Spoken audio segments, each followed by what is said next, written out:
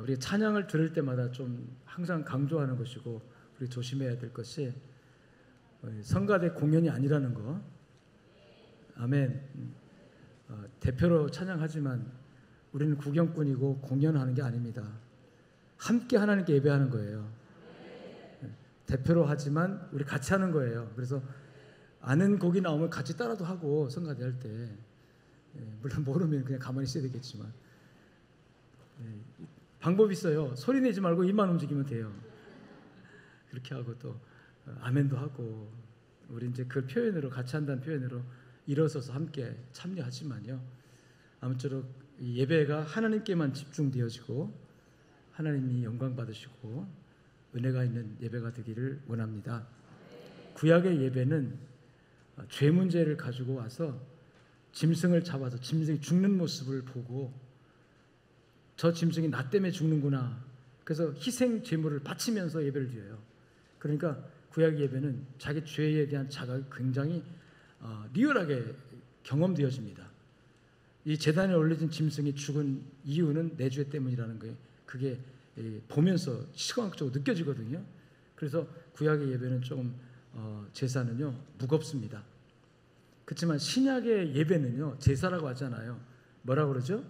예배라고 해요. 예배는 뭐냐면 감격, 감사, 예수님께서 이미 십자가에서 피 흘려 죽으신 그 공로를 우리가 의지해서 우리가 이미 받은 구원에 대한 감격과 기쁨으로 하나님께 올려드리는 것이기 때문에, 예배는요, 신약의 예배는 감사가 또 감격이 기본에 깔려야 돼요.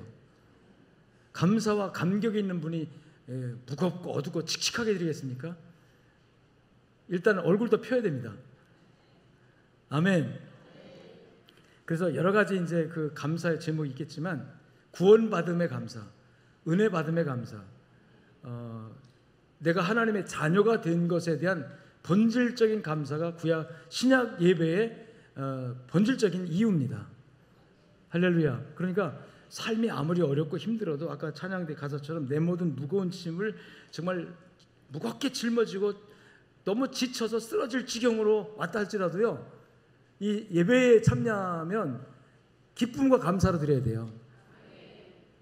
물질 문제, 가정 문제, 그 다음에 경제 문제, 여러 가지 뭐 자식 문제, 뭐 직장 문제 막 얽히고 설켜가지고 도대체 어떻게 방법이 없어서 무거운 짐을 지고 왔어도요, 일단 이 신약의 예배에 딱 들어오면은 그런 건 다 없어져 버리고 뭐가 남아야 되냐면 예수의 십자가, 그리고 구원받은 은혜. 할렐루야. 하나님의 자녀된 감격. 이것이 우리 예배의 본질적인 이유가 되는 거죠. 할렐루야.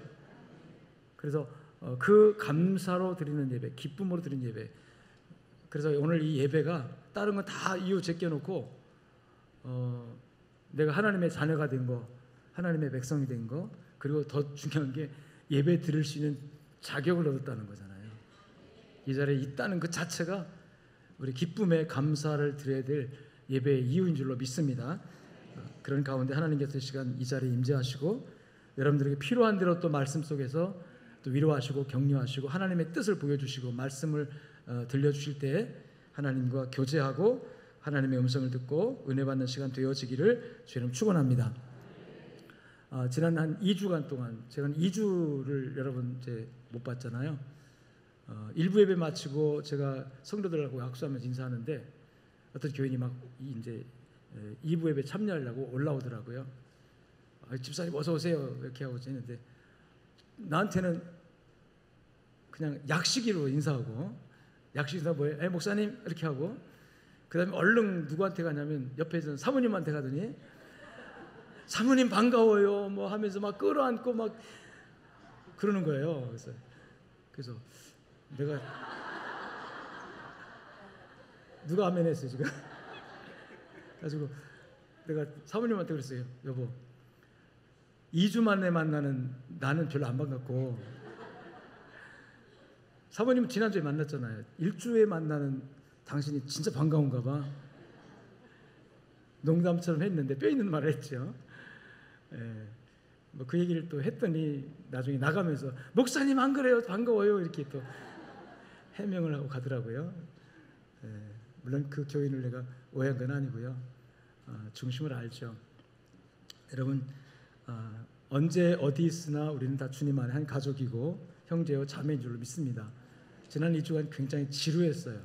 대개 이제 선교지를 나가고 사역을 나가든 뭘 하든 간에 한 주는 그냥 그럭저럭 그냥 지나가 버렸는데 딱 주일 지나고 2주 되는 날 되게 지루해요. 빨리 집에 가고 싶다. 빨리 집에 가고 싶다. 뭐 이렇게 되어지는데 지난 2주 동안 하나님께서 그럼에도 불구하고 평안으로 인도하셔서 모든 일정 잘 마치고 돌아왔습니다. 무사기환했습니다. 네, 두 가지 행사가 있었어요. 첫째는 우리 GMS 15년 차 이상의 선교사님들을 위로 격려하는 차원에서 해마다 원하는 분과 또 일정 자기 비용을 부담할 수 있는 부분에게 본부에서 일정을 부담을 시켜줘가지고 재교육하는 그런 프로그램이 있는데 그런 프로그램들을 이제 진행을 하는데 그 중에 하나가 베를린에서 진행하는 통일 선교 포럼 그리고 종교개혁 역사 탐방 일정입니다. 그래서 한 30여 명의 우리 GMS 선교사들이 참여했고 그다음에 또 원하는 다른 목회자들이 이렇게 또 참여해가지고 한 60여 명 정도가 이제 이 포럼과 일정에 동참을 했는데 그 포럼 일정을 하면서 이 통일 선교 즉 여러분 독일이라는 나라는 우리와 비슷하게 분단 국가로 분단이 됐었지만 통일된 이후에 엄청나게 나라가 라인강의 기적이라고 하는 그 기적을 일으키며 경제 부흥하고 지금 통일의 그 놀라운 그 혜택을 누리는 나라가 독일 아닙니까? 그래서 독일 통일을 연구하면 우리 대한민국 통일을 좀 방법을 찾을 수 있지 않을까 해서 정부 차원 또는 민간 차원 또 통일을 위해 기도하는 많은 또 이 교계 차원에서 이 베를린에 가가지고 이 동독 서독이 장벽이 무너졌던 그 역사 현장에 가서 그런 세미나 그런 포럼들을 많이 해요. 연구도 많이 하고 이번에는 그 전문적인 그 강사들이 와서 강의도 했지만 독일 자유대학의 페니 교수라고 하는 분이 그분이 이제 은퇴하신 분인데 국제 정치학을 전공하신 박사님이신데 이 남북한의 상황과 또 이 독일 통일의 그 역사에 대해서 너무나도 잘 알고 계시고 이해를 잘하고 계시더라고요. 그분이 이 독일 통일 과정에서 독일 교회가 어떤 역할을 했는가 이걸 아주 잘 설명을 해주시고 남북한이 통일되기 위해서 한국 교회가 해야 할 역할에 관해서 설명을 하는 걸 들으면서 큰 도전을 받고 은혜를 받았습니다. 그래서 그 포럼을 끝난 다음에는 이제 곧바로 그 독일 또 스위스 그다음에 프랑스 체코 이런 데가 이제 전부 다 이 종교 개혁의 발상지거든요.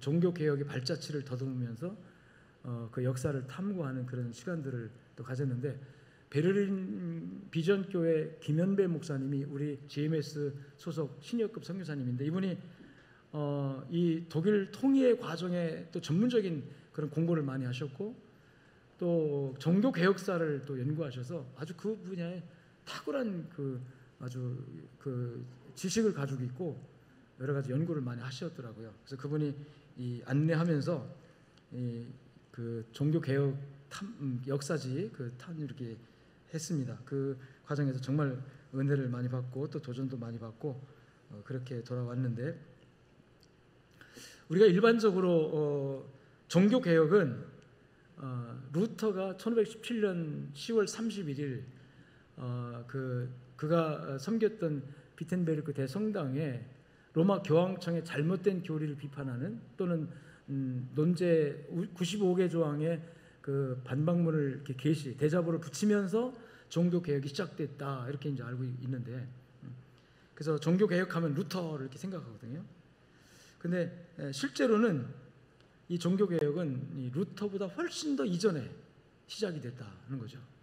약 100년 전에 여러 개혁자들을 하나님이 이제 보내셨는데 그 중에 대표적인 사람이 체코의 얀 후스라고 하는 분입니다. 뭐 영어식 발음은 존 후스인데 체코 발음으로 얀 후스 그러더라고요. 얀 후스 그러더라고요. 이 후스는 1372년에 거위의 마을이라고 불려지는 체코 보헤미아 남부 후시니츠라는 동네에서 태어나요. 근데 그 집안이 이 거위를 키우는 집안이었답니다. 그래서 후스라는 이 이름이 거위라는 뜻이래요. 또 거위.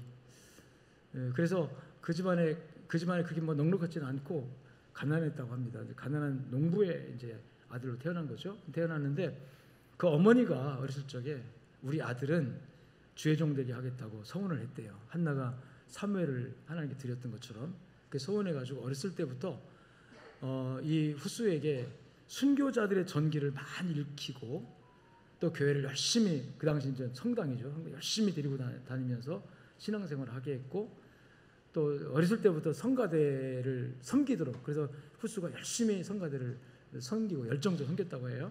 그리고 또 성당에서 운영하는 학교에 보내가지고 기독교적인 그런 이 성경적인 그런 의식을 가지고 성장하도록 그렇게 만들었다고 합니다. 그렇게 양육했는데 이제 후스가 어릴 때부터 영적인 부분에서 좀 탁월한 어떤 좋은 분위기에 있었던 것 같아요. 근데 어느 날 겨울철인데 이 집안에 난로가 장작이 확 활활 타는 그 난로에 갑자기 후스가, 어린 소년 후스가 자기 손을 막 집어넣는 거예요. 이렇게 불길 속에다가. 그러니까 그 어머니가 깜짝 놀라서 너 왜 그래 하면서 잡아 멈추게 했죠. 그래서 이제 뭐 불에 대지는 않았는데, 그래서 엄마가 물어봤겠죠. 너 왜 이 불에다 손을 넣냐 이렇게 물어봤더니 후스가 이렇게 대답을 했다고 합니다. 내가 만일 하나님께서 나를 순교자로 쓰신다면 그 고통이 얼마나 될런지 좀 알아보고 싶어서, 하나님이 나를 순교자로 쓰신다면 그 고통이 얼마나 될런지 알아보고 싶어서 테스트해보려고, 시험해보려고 불에다가 뭘 넣었어요? 손을 이렇게 넣었다고. 아마 엄마가 아니었으면 아마 한참 화상을 입었겠죠. 근데 엄마가 잡아 낚아채는 바람에 이제 다치진 않았는데 그런 일화가 있다고 합니다. 그래서 그런 환경에서 자랐고 그런 마음으로 후스가 커서 나중에 이제 프라하의 카렐 대학에 입학했고, 그러면서 그 어머니의 바람대로 사제가 됩니다. 1396년에 또 그 대학, 자기가 모교의 교수가 되고, 그 다음에 34살 되던 1406년에 그가 이제 그 자기 모교의 학장이 되어요. 이렇게 이제 성장하는 거죠. 근데 당시에는 그 이제 사제요, 교수요, 그 학교의 학장으로서, 사제니까 또 성당에서 설교도 하고 이렇게 했겠죠. 근데 그 당시는 교황청의 법에 따라서 평신도들에게는 성경을 읽지 못하게 했습니다. 왜냐하면 성경을 읽고 해석할 수 있는 권리는, 그 권한은 교황에게만 있고 사제들에게만 있기 때문에 평신도는 성경을 읽지 못하게 했어요. 또 읽을 수도 없었습니다. 왜냐하면 그 당시 성경은 다 라틴어로, 그 나라 말이 아니라 원어로 라틴어로 번역된 라틴어 성경을 읽었기 때문에 이건 라틴어를 공부한 사제들만 읽을 수가 있는 거죠. 근데 이제 이 후스가 이제 사제니까 성경을 읽다 보니 이 성경이 사제들만의 독점물이 아니라 모든 하나님의 사랑하는 하나님의 영혼들에게 준 말씀이잖아요. 그래서 주장을 합니다. 성경을 성도들에게 돌려주자, 읽게 하자, 뭐 이렇게 해서 그런 이제 설교도 하고 가르치고 성도들에게 이 성경 읽을 수 있도록 또 이렇게 그런 논리를 펴고, 성도들이 성경을 읽을 수 없으니까 어떤 현상이 오냐면 사제들이 알려주는 것만 알게 되죠. 사제들이 해석하는 것만 알게 되고, 그러다 보니까 진리를 진리답게 알지 못하는 거죠. 그리고 그 당시 중세 사회에 성경 교리를 많이 왜곡시켜가지고 카톨릭이 잘못된 교리들을 많이 만들어냅니다. 대표적인 것이 교황 무호설이라는 거예요. 교황은 죄가 없다. 교황은 모든 교회의 머리다. 교회의 머리는 누굽니까? 예수 그리스도잖아요. 근데 예수님이 아니라 그리고 성경보다 교황이 위에 있다. 여러분, 교황이 위에 있을까요? 성경이 위에 있을까요? 성경이 위에 있죠. 근데 이제 이런 잘못된 교리들을 만들어서 교인들을 어리석게 만들어 가지고 교권, 즉 교황권이 교인들을 쉽게 말하면 이제 억압하는 거예요. 근데 이 후스가 성경을 읽다 보니까 그게 아니라는 걸 알게 되니까 교황의 잘못된 것에 대해 자꾸 얘기를 하니까 당연히 미움을 받게 되겠죠. 결정적인 것이 성찬에 관련해서 교황청과 이게 부딪힙니다. 그 당시는 이 화채설을, 지금도 화채를 주장하지만 천주교는 화채설이 뭐냐면 성찬할 때 떡과 포도주를 놓고 사제가 축사를 하면 축사한 순간에 진짜 예수의 피와 살로 바뀐다는 거예요. 그냥 떡과 포도주가 아니라 축사한 그 순간, 성찬에 쓰는 그 순간 예수님의 뭘로? 살과 예수님의 피로 변한다. 화채, 예수님의 몸으로 변한다. 그러니까 이 사제들은 예수님의 살도 먹을 수 있고 피도 마실 수 있는데, 이 피를 따르다가 피를 마시다가 한 방울이라도 땅에 떨어지거나 잘못되면 이건 예수님의 피를 범하는 것이 돼가지고 이거 그러면 큰일 나니까 평신도들에게는 떡만 주고, 그 다음에 이 피는 평신도는 마시면 안 된다. 그래가지고 성찬을 할 때마다 사제들은 떡과 잔을 마시는데 평신도들에게는 떡만 주고 잔을 안 돌리는 거예요. 근데 이 후수가 성경을 보니까 그게 아니거든요. 구별이 없거든요. 그래서 그리스도의 보혈의 은총을 왜 평신도들에게 제한하느냐, 이래가지고 이제 그 교권과, 즉 교황권과 부딪히게 되죠. 그러니까 당연히 권력을 가진 교황청에서 이 후스를 이제 파면합니다. 사제직에서 면직시켜버리고, 그 다음에 공개적으로 그 공회를 열어서 재판을 해요. 재판을 하고 이 후스가 주장하는 것이 성경적이고 진리임에도 불구하고 비진리, 잘못된 오류가 있는 이 교황권을 가지고 후스를 정죄를 합니다. 그래서 후스가 이제 재판을 받게 되고 그 재판에서 결국은 사형 판결을 받게 됩니다. 후스는 교회의 머리는 그리스도이다. 성직자는 거룩한 삶을 살아야 한다. 모든 성직 매매를 금지하고 모든 신앙과 행위를 판단하는 유일한 기준은 오직 성경뿐이다. 이런 주장을 하면서 천주교와 대립각을 세워갑니다. 그래서 결국은 이제 재판을 받게 되고 이단으로 정죄되면서 1415년 7월 6일 날 체코 프라하의 한 외곽의 사형장에서 이제 순교를 하게 돼요. 이제 화형을 당합니다. 화형당하기 전날 밤에 후수가 이제 내일이면 내가 나가서 이제 다시 한번 내가 지금까지 주장한 거 다 포기하고 교황님을 따르겠습니다 하면 안 죽어요. 그러나 끝까지 내 주장을 고집하면 이제 죽는다는 걸 알고 있죠. 후수는 평소 이런 주장을 했다고 그래요. 진리를 배워라. 그리고 진리를 따르라. 그리고 진리를 실천하라. 이게 후수가 늘 교인들을 가르쳤던 말씀인데 과연 후수가 어떤 입장을 취할 것인가, 많은 사람들이 관심을 갖고 사형장에 다 모여들었는데 거기서 후수가 물론 그 전날 기도를 하나님께 이렇게 했다고 합니다. 기도문을 제가 잠깐 소개해드리겠는데요. 주님, 나는 비록 약하나 당신의 뒤를 쫓도록 이끌어 주소서. 나의 영혼을 강건케 하셔서 기꺼이 감당하도록 도와주소서. 만약 육신이 약하거든 당신의 은혜로 앞장 세우소서. 은혜가 당신과 나 사이에 그리고 내 뒤에 따르게 하소서. 주여, 당신이 아니시면 잔인한 죽음을 감당할 수 없나이다. 나에게 두려움이 없는 심장과 올바른 신앙과 이동치 않는 소망과 완전한 사랑을 주옵소서. 당신을 위해 인내와 기쁨으로 저의 생명을 바치게 하옵소서. 아멘. 여러분, 저도 지금 읽으면서 그냥 무감각하게 읽었고 여러분들은 뭐 어떤 느낌으로 받았는지 모르겠지만 이게 내일 내가 사형장에 끌려가서 내 믿음을 다시 한번 고백하고 내가 믿음을 고백하면 죽는다고 하는 그 전날 밤에 드리는 기도라면, 저는 처음에 이 기도문을 그 현장의 그 비석에서 읽으면서 가슴이 뭉클하고 눈물이 나더라고요. 그 처음에 이 기도문을 대할 때 그 후수의 마음이 이렇게 느껴지면서 나는 약하지만 은혜로 앞장 세우셔서 내가 믿음을 지키도록 도와주셔서 그거잖아요.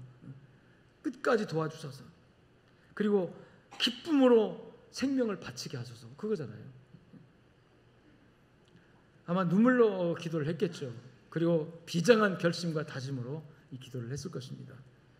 이튿날 이제 끌려 나가서 타오르는 장작불 위에 서게 됩니다. 장작을 쌓아놓고 그 위에 그를 세워놓고 다시 한번 물어요. 지금까지 내가 주장한 모든 너의 주장에 대해서 포기하고 교황의 가르침을 따를 의사가 있느냐?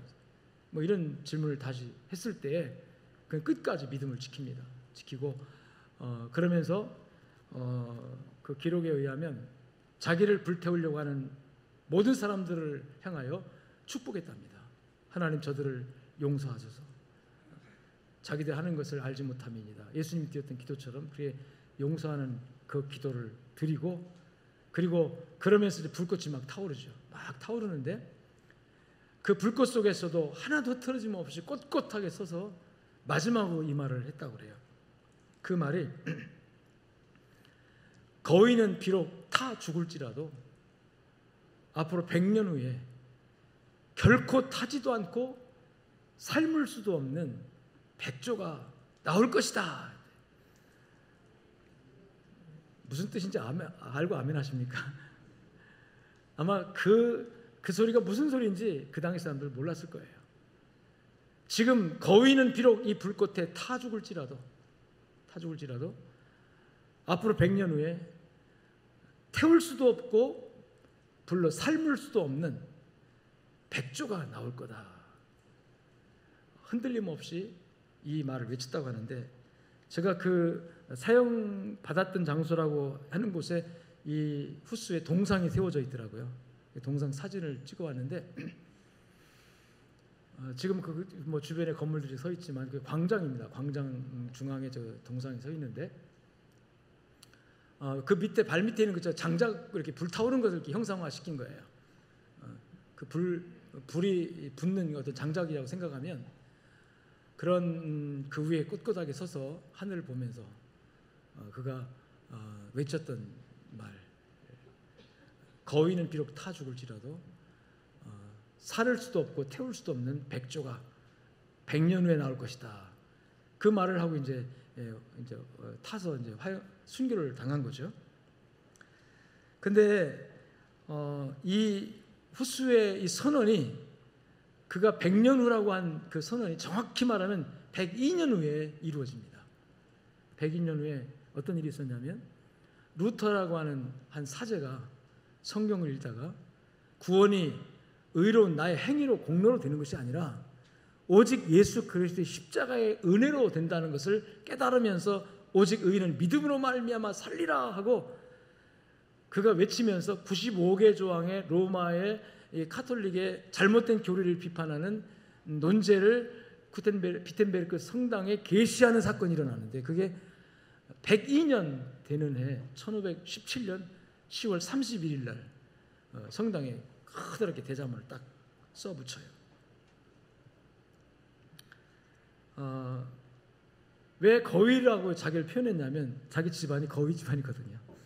거위 집안이고 그리고 이 루터를 백조라고 이렇게 표현을 했는데 그래서 루터는 백조는 루터를 상징하고 그다음에 거위는 후스를 상징한다.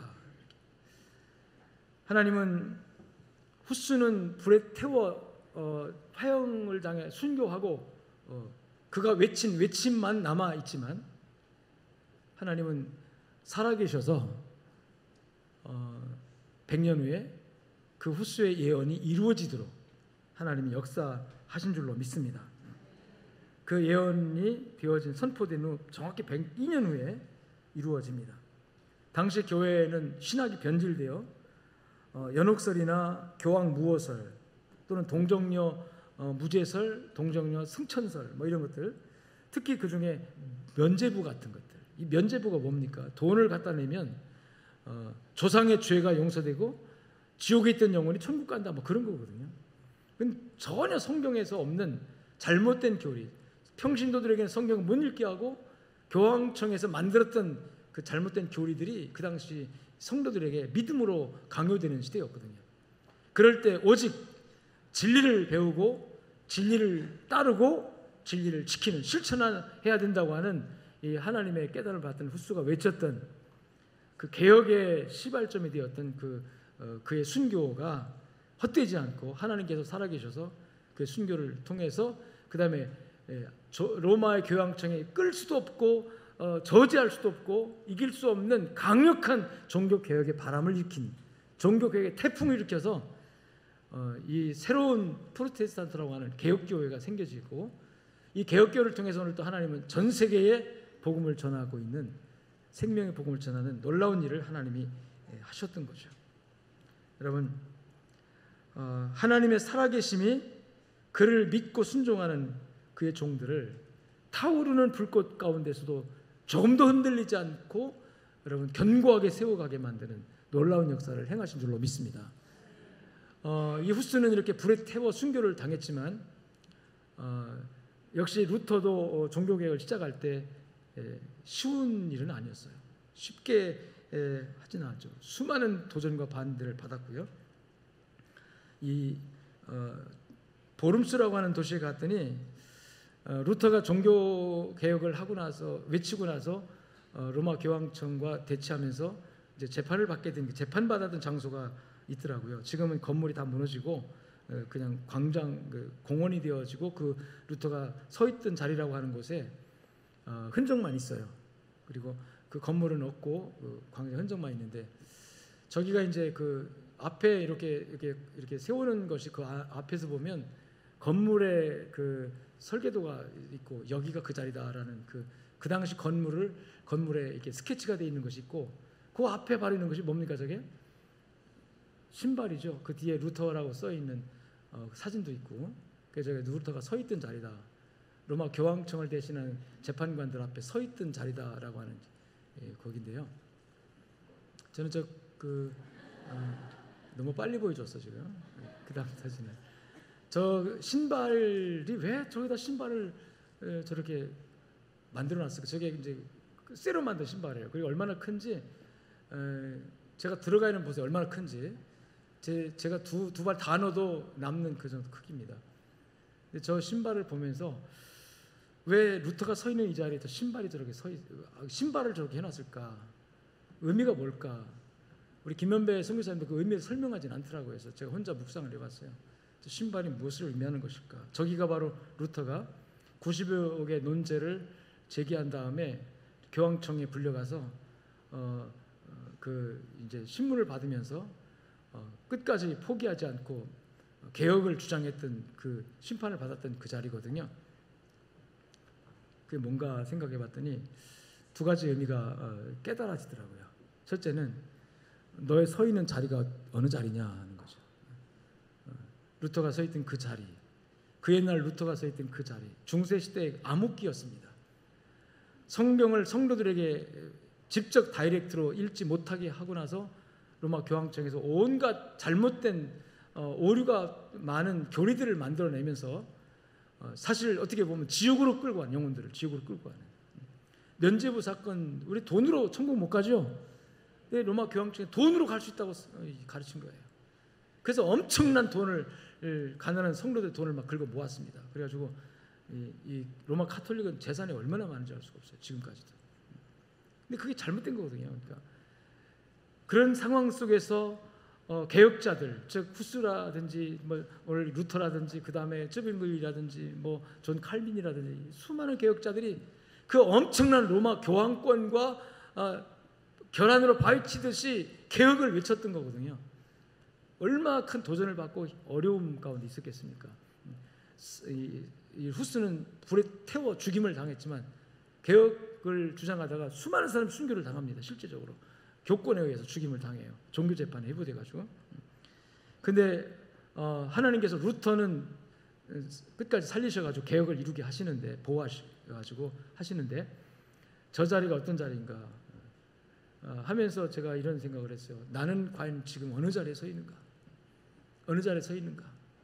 그냥 현실과 타협하고 세상과 적당히 타협하고 좋은 게 좋은 거라고 그냥 믿음이 분명히 내 안에 있고 말씀이 있지만 세상과 적당히 타협하면 편안한 길 갈 수 있고 얼마든지 아니라는 길 살 수 있는데 굳이 믿음을 지키고 굳이 신앙을 지키고 굳이 내가 말씀대로 산다고 하면서 욕을 먹고 핍박을 받고 또 고난의 길을 가야 된다고 할 때 나는 과연 그 자리에 설 수 있겠는가라는 질문이 생겨지더라고요.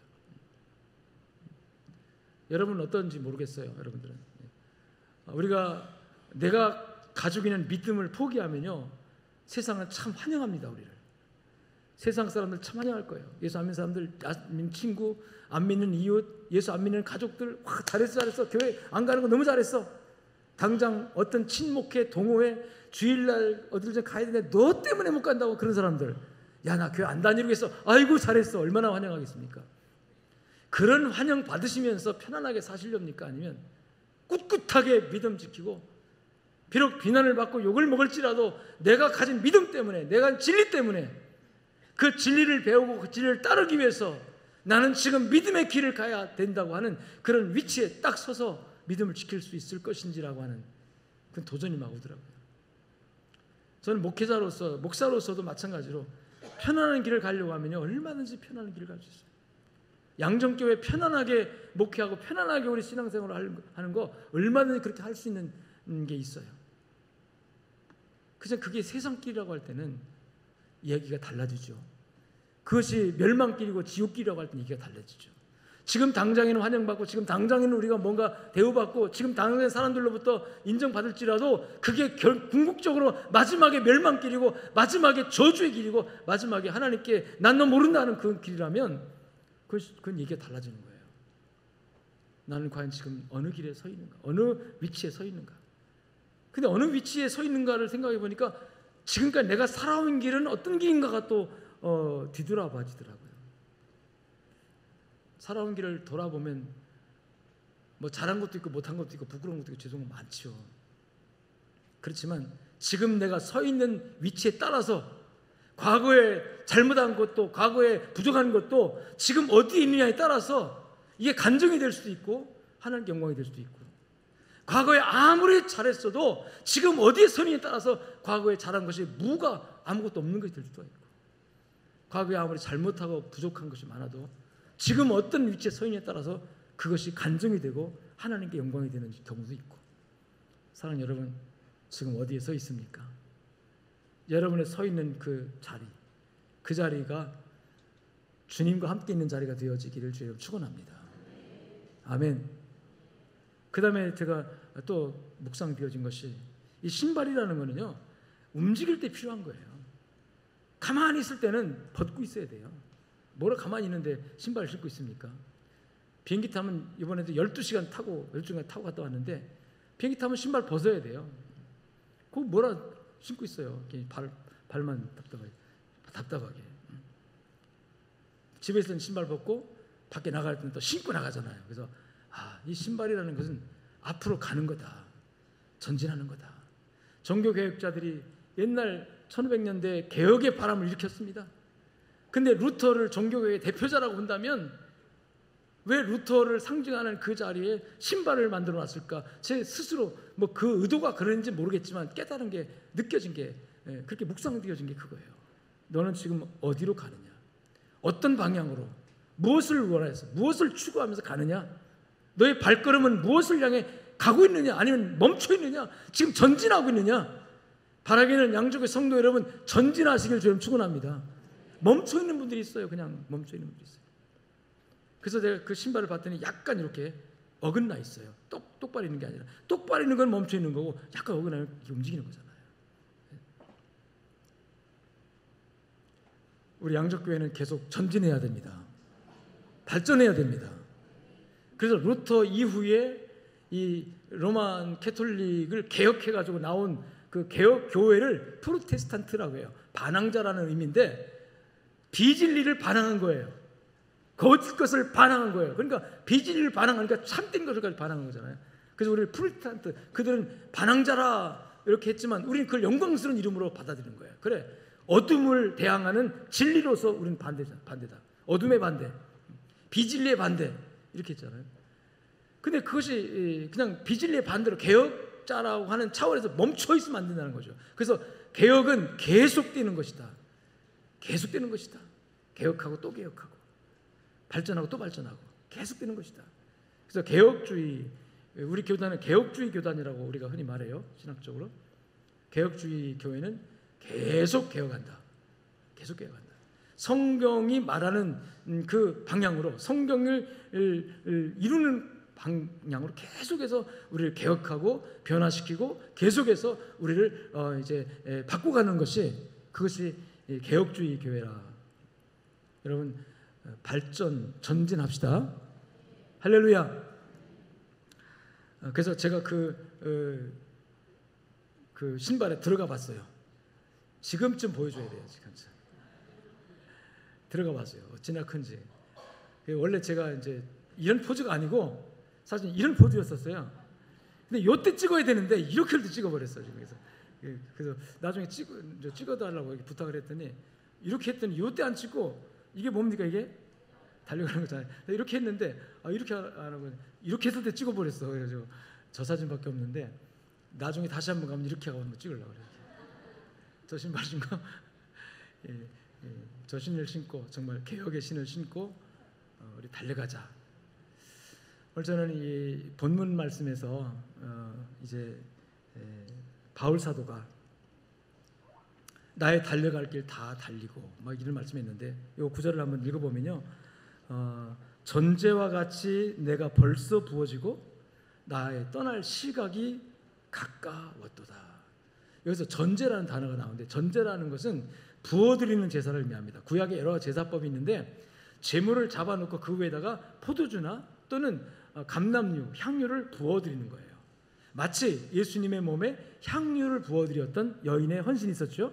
그것도 구약의 제사법으로 보면 전제 또는 관제라고 표현하는 제사예요. 복음에서는 우리가 헌신이라고 말하지만 구약의 제사법으로 보면 전제 또는 관제입니다. 무슨 제사?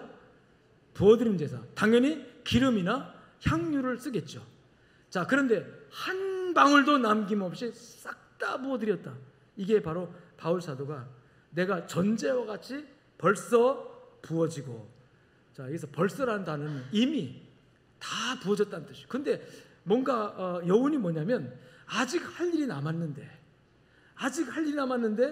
내가 가지고 있는 에너지, 내가 가지고 있는 어떤 것은 다 쏟아 부어서 아직 할 일이 남았는데 아쉽다. 근데 다 쏟아 부었기 때문에 더 이상 못해. 이제는 마치고 가야 되는 거예요. 떠나야 되는데 아직 일이 남았어. 그래서 여기서 벌써 부어지고 나의 떠날 시각이 가까웠도다. 바울 사도가 주님께서 자기에게 부여하신 그 사명, 즉 복음을 전하는 일을 위하여 온 마음과 정성을 다 쏟아서, 땀과 눈물과 핏방울까지 다 쏟아서 다 부었는데, 이제 더 이상 쏟을 것도 없는데 아직도 할 일은 남아있고, 아쉽지만 그래도 더 이상 이제 내 모든 걸 다 쏟아 부었기 때문에 더 이상 할 수가 없어. 그래서 이제는 떠나야 되는 그런 시각이 왔다. 이런 의미로 여러분 이해하시면 돼요. 그래서 그렇게 떠나야 되는데, 아쉽지만 할 일은 아직 남았는데 떠나야 되는데, 떠나면서 내가 어디로 가야 되느냐 할 때, 그 다음에 그는 이렇게 말해요. 이제 난 떠나가는데 이제 후로는 나를 위하여 의의 면류관이 예비되었으므로 주 곧 의로우신 재판장이 나타나실 때 그날에 내게 줄 것이다. 주 곧 의로운 재판장이 나타날 때는 언제냐면, 내가 하나님 앞에 서는 날이에요. 또 우리 예수님이 이 땅에 재림하시는 날이에요. 여러분, 내가 하나님께 부름받고 육신을 벗고 하나님께 서든, 아니면 주님이 내가 살 동안 오시든, 언젠가는 그 일이 이루어집니다. 아마 더 빨리 이룰 것이, 내가 주님께 먼저 가는 것이 될지도 모르겠지만, 그걸 바라보는 거예요, 지금 바울 사도는. 그래서 그걸 바라보면서 지금 이 자리에 딱 서서 자기의 삶을 돌아보는 겁니다. 제가 오늘 말씀의 제목을 하늘의 상급을 바라보는 사람의 삶의 태도라 이렇게 정했어요. 즉 오늘 이 자리에 서서 내가 할 일을 아직 남겨놨지만 모든 걸 다 쏟아 부었기 때문에 이제는 떠나야 되는데, 내가 떠나서 가야 되는 곳은 바로 천국이다. 한나라다. 주님 나라다. 그리고 주님께서 나를 위해 예비하신 천국이다. 나는 하늘의 상급과 멸관을 바라본다. 그 멸관을 향해서 나는 지금 갈 것이다. 그런데 서서 바라보니 지금까지 나의 삶을 내가 어떻게 살아왔느냐라고 간증하고 고백하는데, 세 가지 고백을 합니다. 즉 하늘의 비전, 하늘의 소망을 바라본, 하늘의 상급을 바라보면서 내가 좀 열심히 최선을 다해서 전제로 부어드렸어요. 모든 걸 다 쏟았어. 본제로 부어드렸어요. 후수처럼 자기 육체를 불꽃으로 살라버릴 정도로 이 바울이 그렇게 고백을 하고 있는 거예요. 그런데 지금까지 내가 뒤돌아서 내 삶을 돌아보니 난 세 가지 이런 태도를 가지고 살았다라고 고백하는데요. 이 세 가지 태도가 오늘 이 시대를 살아가는 양정교회 성도들에게 여러분이 도전이 되고 적용이 되고 실천이 되어지기를 주의 이름으로 축원합니다. 저도 그 말씀을 이 말씀 붙들고 살아왔고 살려고 애를 쓰고 있고 앞으로 살아가려고 다짐하고 있어요. 첫째, 따라합시다. 선한 싸움 싸워라. 7절의 말씀에 그렇게 말하잖아요. 나는 선한 싸움을 싸웠다는 거죠. 선한 싸움을 싸우고라고 말합니다. 악한 싸움을 싸워서는 하늘의 상급이 없어요. 왜? 바울 사도가 하늘의 상급을 바라보고 있다고 그랬잖아요. 내가 지금 이 자리에 서 있는 것이 아니라 나는 앞으로 전진할 거다. 내가 가는 곳은 천국이다. 그리고 거기서 상급을 나는 바라본다. 지금 멸류관을 바라본다. 근데 멸류관을 바라보는 사람은 지금까지 어떤 삶을 살았느냐 할 때 따라합니다. 선한 싸움을 싸웠다. 여러분, 그리스도인들은 악한 싸움을 싸우면 안 돼요. 선한 싸움을 싸워야 합니다. 악한 자를 벌하시는 무서운 진노의 심판만이 기다리는 악한 싸움에 휘말리지 마시고 상 주시고 위로해 주시는 선한 싸움을 싸워서 주님 앞에 서는 날 하나님께 선한 싸움 싸운 사람들에게 주시는 약속된 예비된 그 상급과 면류관을 여러분 받으시는 자리에 서기를 주님 축원합니다. 선한 싸움이란 에베소 6장 12절 말씀에 의하면 혈과 육으로 싸우는 것이 아니다. 우리의 씨름은 혈과 육을 상대하는 것이, 혈과 육이라는 것은 육체를 의미합니다. 육체적인 것, 때로는 현실적인 물질적인 것, 이런 거예요. 이게 혈과 육으로 싸우는 거예요.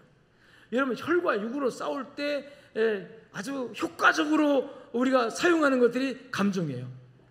분노, 질투, 시기, 미움, 이런 것들이에요. 그리고 탐욕, 욕심이 있어야 누군가 싸워서 뺐거든요. 시기, 질투 있어야 누군가를 죽이고 욕하고 비난하고 공격하고 그러거든요. 시기심도 없고 질투심도 없고 욕심도 없는 사람 누구 욕하지 않아요. 남의 잘 되는 거 좋고 웃고 있죠.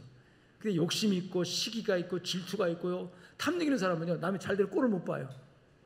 욕하고 비난하고 공격하고 비하하고 그러죠.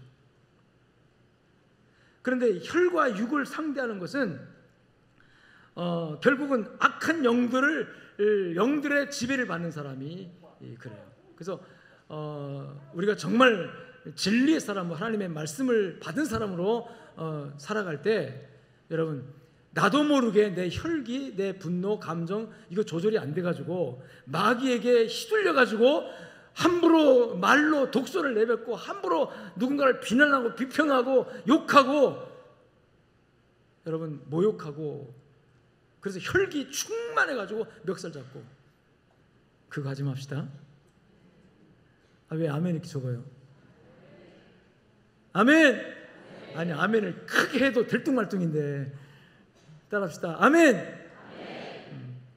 형제들아, 혈과 육은 하나님 나라를 받을 수 없다. 이게 바울 사도의 가르침이에요. 형제들아, 혈과 육은 너 분노 감정, 질투 감정, 시기 감정 이거 가지고는 절대로 하나님의 상급을 못 받아 천국을 받을 수가 없어. 너희는 싸우라. 싸우는데 혈과 육으로 싸우지 말고 따라합시다. 십자가의 정신으로 싸우라. 여러분, 예수님의 십자가 앞에서 베드로가 혈과 육으로 싸우려고 했잖아요. 그래, 너가 예수님을 잡아간다고 했으면 잡아간다고 한번 해볼까? 달려들었어요. 잡으러 오는 그 군인들과 싸웠습니다. 몸 막 격투합니다. 그러다가 칼을 빼가지고 휘둘렀는데 대제사장 말고의 여러분, 이 대제사장의 종 말고의 귀를 자르고 막 그러잖아요. 그게 혈과 육의 싸움이에요. 여러분, 하나님의 의가 그렇게 이루어지겠습니까? 예수님께서 멈춰라. 하나님의 싸움은 그렇게 하는 것이 아니다. 오히려 이 상처를 주님 만져서 고쳐주시면서 가르쳐주신 것이 뭔지 아십니까? 주님은 순순히 포박당하시고, 아니 바보스럽게 힘 있으면서 왜 저래? 왜 힘을 안 써? 주님이 여러분 힘이 없어서 잡혀간 줄 아십니까? 12군단 더 되는 1000군을 불러서 이들을 다 멸할 수 있느니라. 주님 그러셨어요. 그런 권세가 있는 분이 그 권세를 쓰지 않는 거예요. 힘이 있는 분이 자기를 위해 힘을 쓰지 않는 거죠. 오히려 다른 사람을 위해서 힘을 쓰는 거죠. 그래서 그리스도인들이 진정 참된 승리를 위해서 우리가 해야 할 싸움이 있는데 선한 싸움이라는 거예요. 사도 바울이 주장했던 선한 싸움. 그럼 우리는 선한 싸움 어떻게 해야 되느냐? 우리 주님께서 이미 가르쳐 주신 거예요. 십자가 정신으로 싸우라. 십자가 정신 여러분 누누이 양정인들은 다 알고 있을 것입니다. 따라합시다. 내가 먼저 낮아지고 베풀어주고 포기하고 대접하고 섬기고 결론적으로 죽어라. 한번 따라합시다. 내가 먼저 죽자.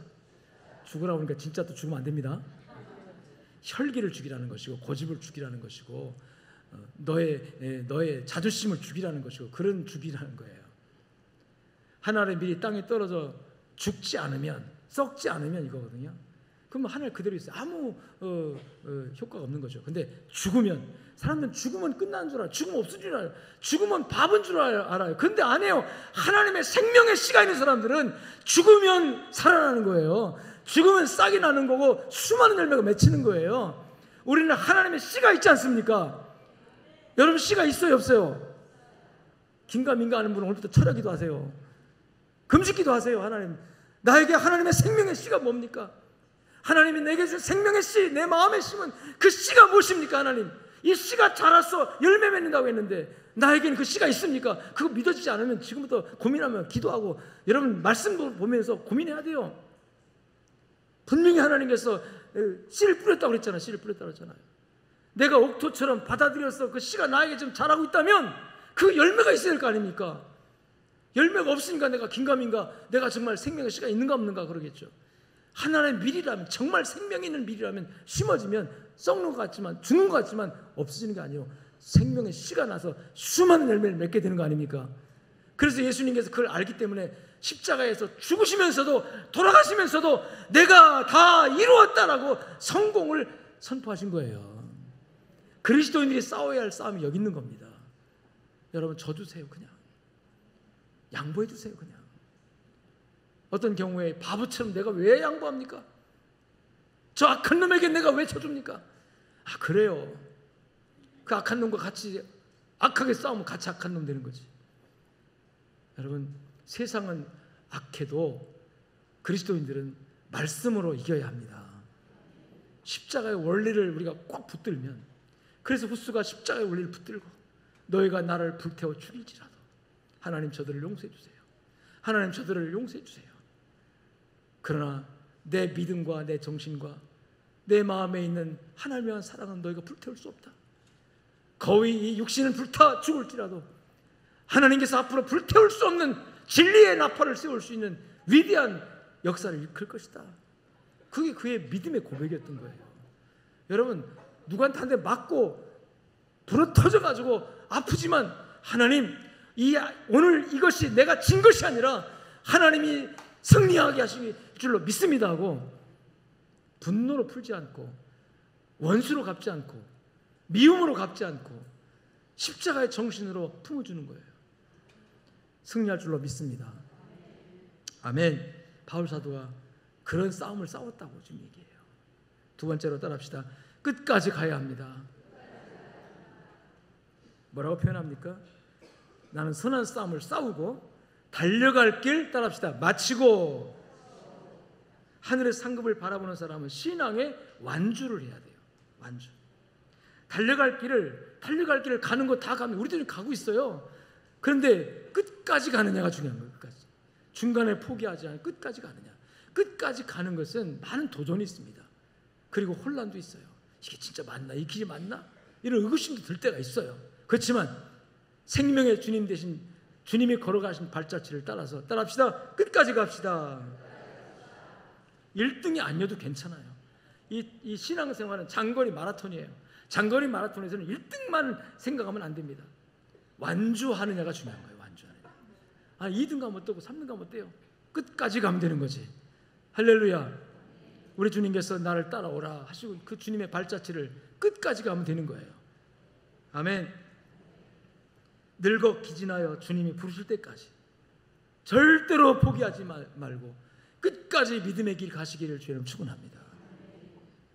늙어 기진하여 사랑하는 딸아, 사랑하는 아들아, 이제는 쉬라. 그럴 때까지 이제는 쉬라. 고단하시죠? 힘드시죠? 얼마나 인생살이 고달프고 힘들고 어렵습니까? 저도 그런 걸 가끔 느낄 때가 있어요. 아유, 쉬고 싶다 할 때가 있어요. 그렇지만 아직 할 일이 있고 사명이 있으니까 쉴 수가 없어서 또 일어나 움직이고 그러잖아요. 또 갈 길을 가야 하잖아요. 근데 어느 날 주님께서 내 사랑하는 종아, 내 사랑하는 아들아, 고생 많이 했어. 여기까지 오느라 고생 많이 했어. 이젠 됐어. 이제 쉬라. 그런 날 와요, 안 와요? 옵니다. 근데 문제는 뭐냐면 내가 먼저 끝내요. 주님, 나 그만하고 싶어요. 끝. 여러분, 끝하는 분 누구예요? 하나님이세요. 할렐루야. 그리고 하나님이 끝이라고 하지 않으면 믿음의 사람은 절대로 하나님이 버리지 않습니다. 떠나지 않습니다. 함께 동행해 주십니다. 삶의 길이 고단하고 힘들고 어려워도 여러분 끝까지 가려고 하는 믿음으로 그 자리에 있으면요, 그리고 한 발짝 두 발짝 주님의 가진 발자취를 따라가면요, 그 길이 내가 조금만 타협하면, 진리에서 벗어나면 얼마든지 편하게 갈 수 있어요. 얼마든지 쉽게 갈 수 있어요. 근데 주님을 따라가려고 하니까 고단한 거예요. 주님을 따라가려고 하니까 힘든 거예요. 주님을 따라가려고 하니까 지치는 거예요. 그렇지만 중요한 게 뭐냐면 그 험한 길, 고된 길이지만 거기는 주님의 발자취가 있는 길이고, 그리고 주님이 함께 가시는 길이라는 거죠. 근데 내가 편하게 가려고 하는 길은 주님의 발자취가 아니에요. 내 길이에요, 내 길. 우리는 다 양 같아서 각기 제 길로 갔다 그랬는데, 자기 길로 가는 사람들은 편하게 갈 수 있어요. 오늘 또 내 길로 갈 사람들 다 편하게 갑니다. 뭐라 이 시간에 여기 나와 있어요. 내 길로 내 마음대로 하지. 주님의 길로 가는 사람들은 좁은 길이고 험한 길이지만 그 길이 생명의 길이고 축복의 길이고 멸류관에 예비된 길이기 때문에 그 길을 갑니다. 가는데 끝까지 가야 된다는 거. 근데 끝까지 가려고 하면 그 길에는 중요한 게 있어요. 주님이 동행하신다는 거예요. 홀로 가게 버려두지 않는다는 거죠. 주님이 내 손잡고 가시는 거예요. 여러분, 좁은 길이지만 주님 손잡고 가는 길을 원하십니까? 넓은 길이지만 주님 없이 혼자 가는 길을 원하십니까? 양정이들은 비록 좁은 길이지만 주님과 함께 주의 손잡고 주님 가신 발자취를 따라가는 길을 택하셔서 끝까지 가시기를 주님 축원합니다. 아멘. 가야 할 길을 따라합시다. 끝까지 가자. 마태복음 24장 13절에 끝까지 견디는 자는 구원을 받으리라. 우리 구원의 길에 들어서 있습니다. 지금 중요한 건 끝까지 간다는 거. 그리고 하나님의 은혜가 여러분 끝까지 가게 하실 줄로 믿습니다. 히브리서 3장 14절에 우리가 시작할 때 확신했던 것. 여러분, 시작은 다 좋잖아요. 시작은 처음에 은혜 받을 때, 우리 장로님들 처음에 장로 임직 받을 때 얼마나 뜨거운 마음으로, 얼마나 헌신하겠다는 다짐으로 받았습니까? 저도 그랬고, 저도 목산수 받을 때, 또 교회 처음 나와서 은혜 받고 처음 나와서 믿음이 확 들어와가지고 막 이 은혜 처음 받을 때 얼마나 기쁘고 하나님이 원하시는 대로 내가 충성하겠다고 다짐했습니까? 근데 그 시작할 때 확신했던 그것을 따라합시다. 끝까지 잡아라. 대부분 끝까지 못 잡아요. 다 흐트러져 있어요. 다 흐트러져 있어요. 저도 그렇고 우리 모두가 다 흩어져 있어 보니까. 근데 끝까지 견디고 끝까지 붙드는 자가 여러분 그리스도와 함께 참여한 자가 되리라. 그리스도 함께 참여한다는 말은 뭐냐면 그리스도의 영광에, 즉 바울 사도가 바라보았던 저 천국의 면류관, 그 상급에 내가 참여할 거라는 거예요. 조건이 뭡니까? 끝까지 주님과 함께 가는 자예요. 제발 중도하차하지 마세요. 도중하차하지 마세요. 그리고 주님이 됐다 할 때까지는 끝까지 견고하게 붙들고 가시기를 바랍니다. 내가 끝이라 하지 마세요. 주님이 끝이라 하지 않는데 왜 내가 끝이라고 하고 엉뚱한 길로 가려고 합니까? 어떤 경우에라도 환난이나 핍박이나 욕을 먹는 경우가 있다 할지라도 여러분 끝까지 살아남기를 주님 축원합니다.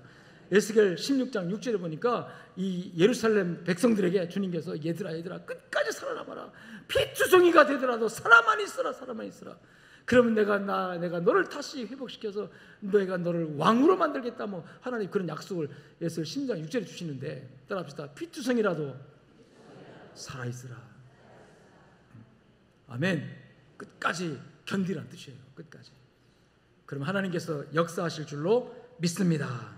아멘. 마지막으로 따라합시다. 믿음을 지킵시다. 나는 선한 싸움을 싸우고 나의 달력을 마치고 따라합니다. 믿음을 지켰으니. 믿음 지켜야 돼요. 여러분의 믿는 믿음이 뭡니까? 종교 개혁자들이 지켰던 그 믿음, 그 진리, 우리가 들은 복음, 우리가 들은 말씀, 이걸 지켜야 된다는 거죠. 기본적으로 우리가 정말 본질적으로 지켜야 할 믿음이 뭐냐면 하나님의 존재와 능력에 관한 믿음이에요. 하나님은 살아계신다. 믿습니까?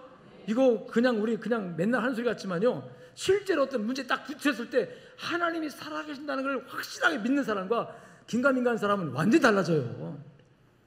여러분, 죽음 앞에서도 따라합니다. 하나님은 살아계신다.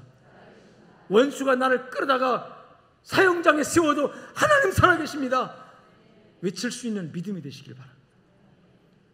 그 믿음은 내가 갖는 믿음이 아니라 성령이 주셔야 돼요, 사실. 그래서 후스가 기도했던 것처럼 하나님, 연약한 나를 붙들어 주소서. 내 힘으로는 할 수가 없습니다. 내 힘으로 감당할 수 없습니다. 나를 붙들어 주시옵소서 하는 거예요. 나도 붙들림을 받아야 되고 여러분도 붙들림을 받아야 돼요.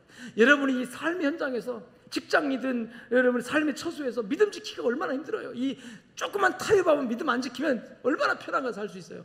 근데 그 중에 믿음 지키려고 하니까 손해보는 일도 많고 욕먹는 일도 있을 것이고 왕따 될 때도 있을 것이고, 그래서 우리 기도해야 돼. 하나님, 나를 붙들어 주옵소서. 내 믿음을 지켜 주옵소서. 하나님이 살아계십니다. 하나님 전능하신 분이라는 이 존재론적인 믿음이에요. 본질적인. 두 번째, 하나님의 사랑과 은혜에 관한 믿음. 하나님은 사랑이시다. 그 사랑은 나를 사랑한다는 거예요. 여러분, 세상에 두 쪽 나도 하나님은 나를 사랑하시는 거예요. 할렐루야.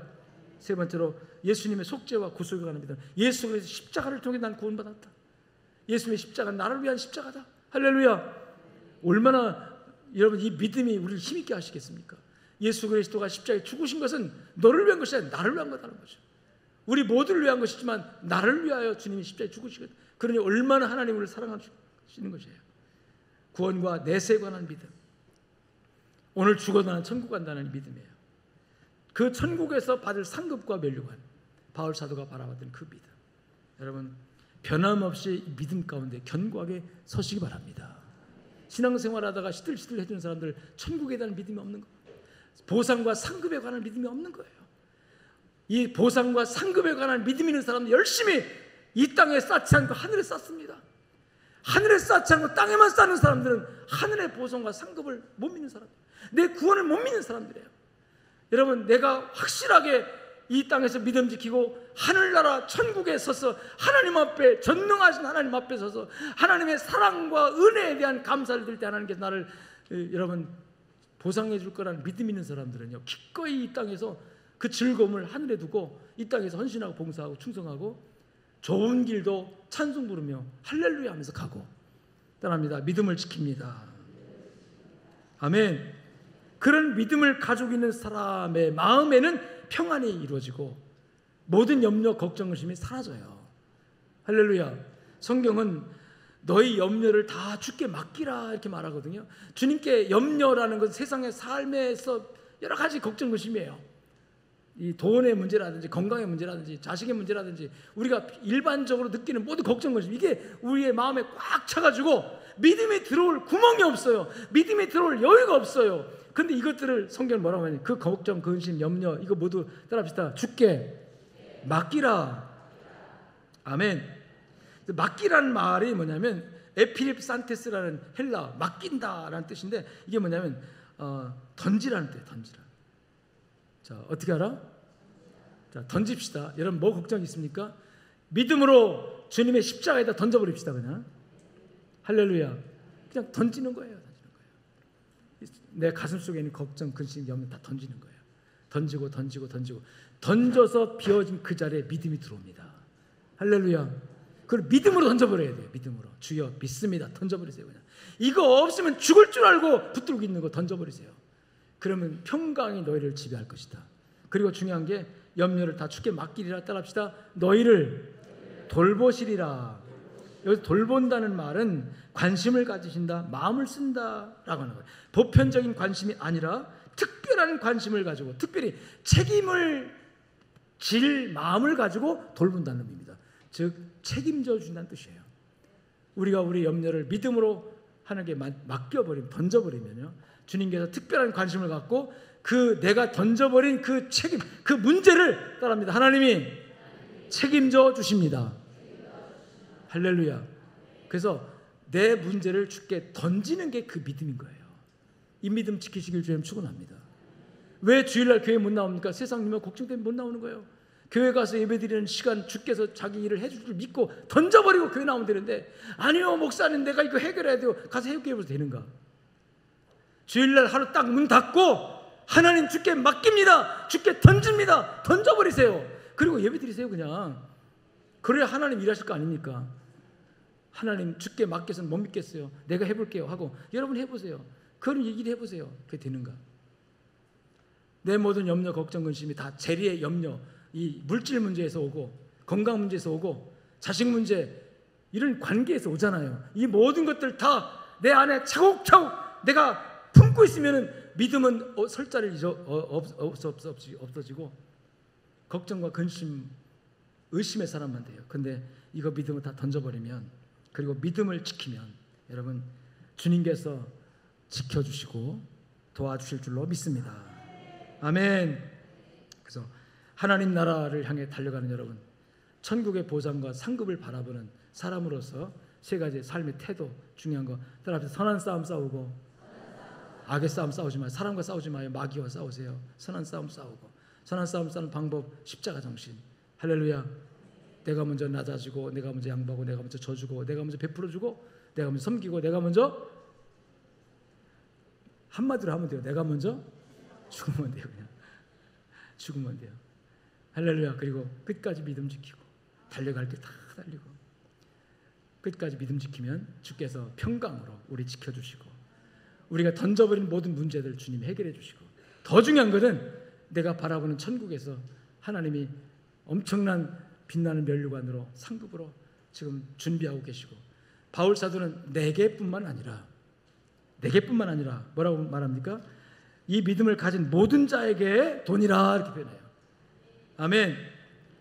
내게 주실 뿐만 아니라 나에게만 아니라 주의 나타나심을 기다리 이 믿음을 지킨 모든 사람에게 주님이 다 줄 것이다. 그러니까 오늘 우리에게도 해당된다는 말씀이죠. 우리 신앙의 길을 잘 가시고 하나님 앞에 올바른 믿음으로 서시는 우리 양정이들 되어주시기를 주의 이름으로 축복합니다. 하나님 감사합니다. 들은 말씀 그대로 선한 싸움 다 싸우고 하나님 믿음을 지키고 달려갈 길 다 달리는 우리 양정인들, 삶 현장에서 하나님의 살아계심을 증명하고 믿음을 고백하며 천국의 상급을 바라보며 아버지 믿음의 삶을 살아가도록 은혜도 하여 주옵소서. 감사하며 우리 주 예수 그리스도 이름으로 기도 올리옵나이다. 아멘. 이제는 살아계신 우리 주 예수 그리스도 은혜와 하나님 아버지의 무한하시고 극진하신 사랑과 성령님의 위로 교통 충만 역사 동행하심이 오늘 또 말씀을 붙들고 나가는 양정이들의 발걸음 위에 저들의 삶 현장에 이제로부터 영원토록 함께 있을지어다. 아멘.